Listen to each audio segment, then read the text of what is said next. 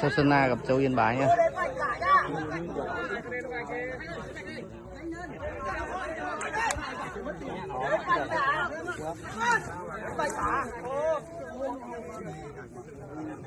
Trước Bạch là thua đấy, đến Bạch cả này.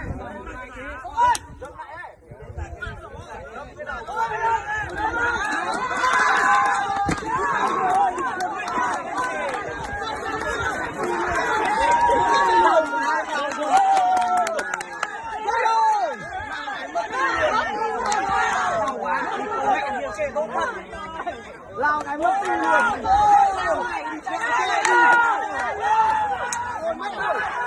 Thôi thôi.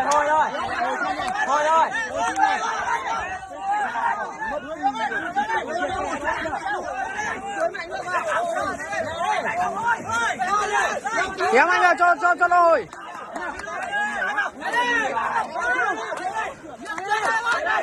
Về pha đấy.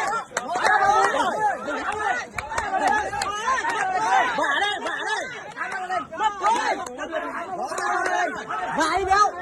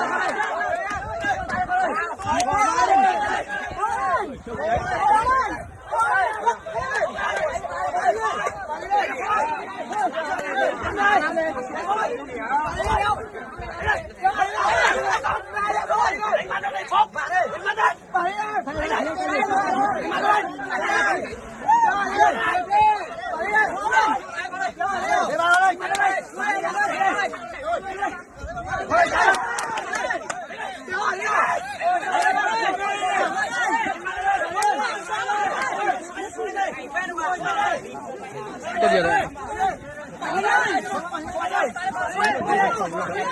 Có địa phẩm phát triển chấm mỡ mồm luôn.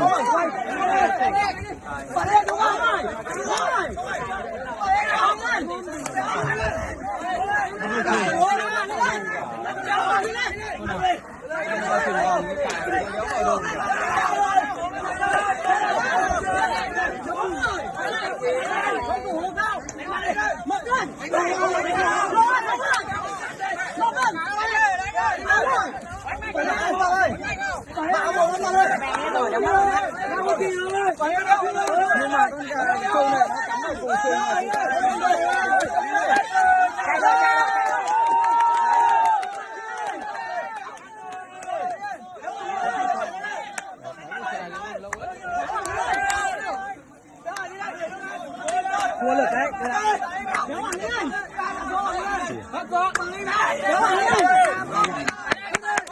Con nào buồn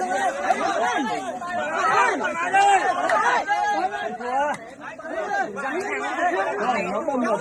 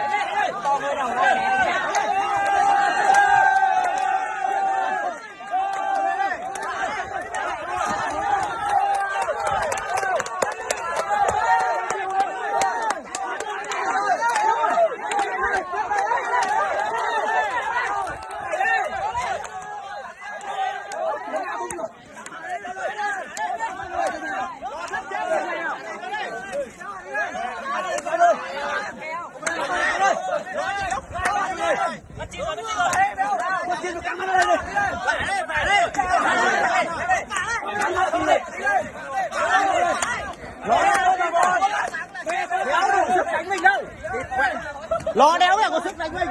Lúc nào mà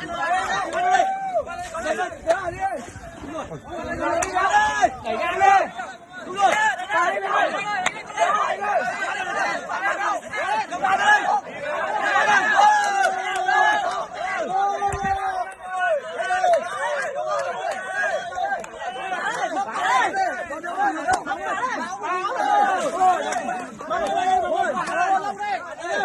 lóc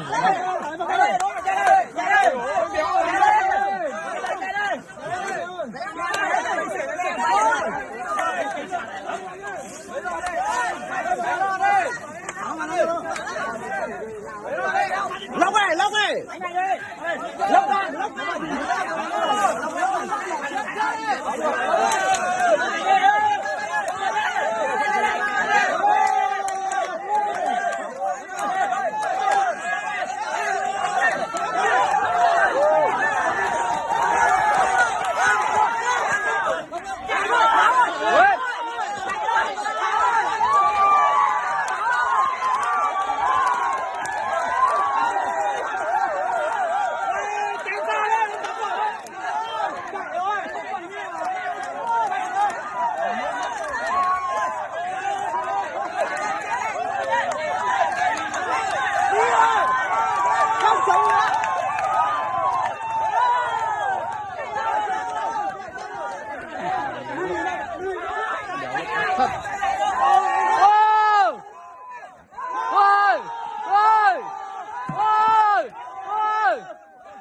lại hồi ngay được đủ rồi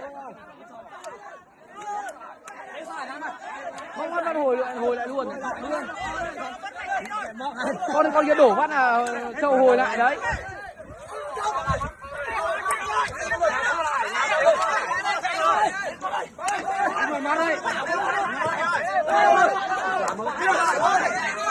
muốn bảo được cười rồi vào lấy người lấy mắt đưa con đây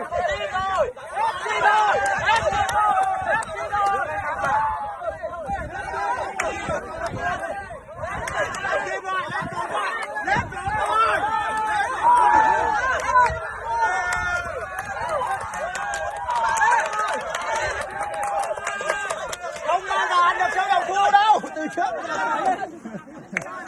là ăn thế nào được không thu lợn hết lực rồi châu lại hết lực ra đi con mạnh nào mày đặt kèo vào mắt đấy